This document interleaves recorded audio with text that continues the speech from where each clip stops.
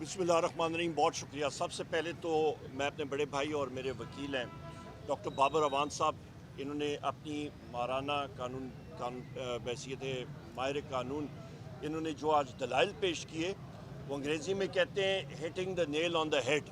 इन्होंने बिल्कुल मंतक की बात की और वहाँ पे पहुँचे और उन्होंने ज़ाहिर किया कि जज साहब को कि ये CRPC का जो है सिलसिला, ये ज़िम्मेदारी होती है पुलिस की कि वो जाके इन्वेस्टिगेशन पूरी करे। यहाँ पे ये वो राज के टाइम पे पुलिस अफसरान चाहते हैं कि जी सब लोग आएँ और उनके सामने झुक के बात की जाए, तो वो चीज़ जो है वो आज ज़ाहिर की है डॉक्टर बाबर अवान साहब ने, और मैं इनका शुक्रगुजार हूँ। और मैं जज साहब का भी हूँ जिन्होंने डायरेक्शंस दिए। ये तो हो गई कानून के हवाले से बात। दूसरी बात कि हर जगह पे पहुँचने की बात, तो मेरे पास उड़न तश्ती तो नहीं है, और मैंने कौमी असम्बली के फ्लोर पे भी कहा था कि दुनिया खोज लगा रही है अरबों डॉलर इस्तेमाल करके कि वो खलाई मखलूक की तख्लीक करे। हमें तो PTI वालों को रोज़ाना खलाई मखलूक का टाकरा करना पड़ता है और वो वीगो डाले में हमें मिल जाते हैं।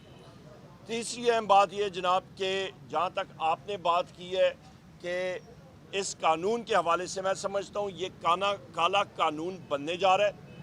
पाकिस्तान को शुमाली कोरिया की तरह, या फिर जिस तरह स्टालिन का टाइम था USSR में, सोवियत यूनियन में, या फिर आपको फ्रांको का स्पेन या हिटलर का जर्मनी, उस टाइम के जो कवानीन है वो यहाँ पे नाफिज किए जा रहे हैं। लोबे लबाब के कोई शख्स, खातून या मर्द कोई बात कर ना सके, ये अहम बात है। तीसरी बात, और ये हम लोग इसको अपोज करेंगे, नेशनल असम्बली में करेंगे, हम लोग सूबाई असम्बली में करेंगे, हम लोग हर चौक में इसकी मुज़ामत करेंगे।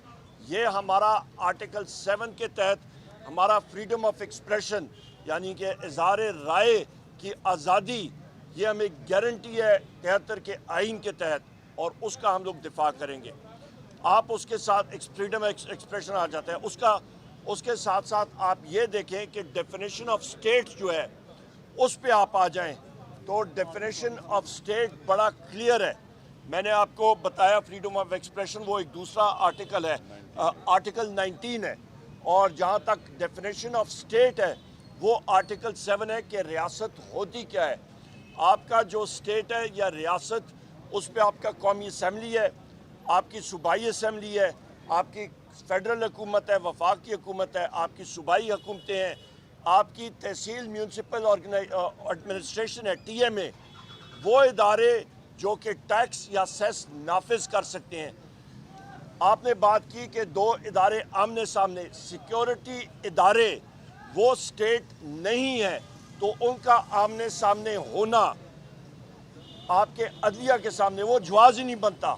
अदलिया इदारा है, सिक्योरिटी इदारे स्टेट या कि आपके जो रियासत है उसका एक मतलब आप समझे टूल है, उसके औजार हैं। तो आमने सामने जो है वो मातहत चीज़, वो ऊपर सुपीरियर बॉडी के साथ आमना सामना टकराव नहीं कर सकती है आइन और कानून के मुताबिक। ये हमारा माशरे में बहुत बड़ा एक मसला है। अभी डॉक्टर साहब के साथ मैं बात कर रहा था, लोग मुताला तारीख का नहीं करते, किताब पढ़ते नहीं हैं, मफरूज़े पे बात करते हैं। ख्वाजा आसिफ को अयूब खान के भाई सरदार बहादुर खान ने उंगली पकड़ के UBL बैंक में भर्ती कराया था सिफारिश पे।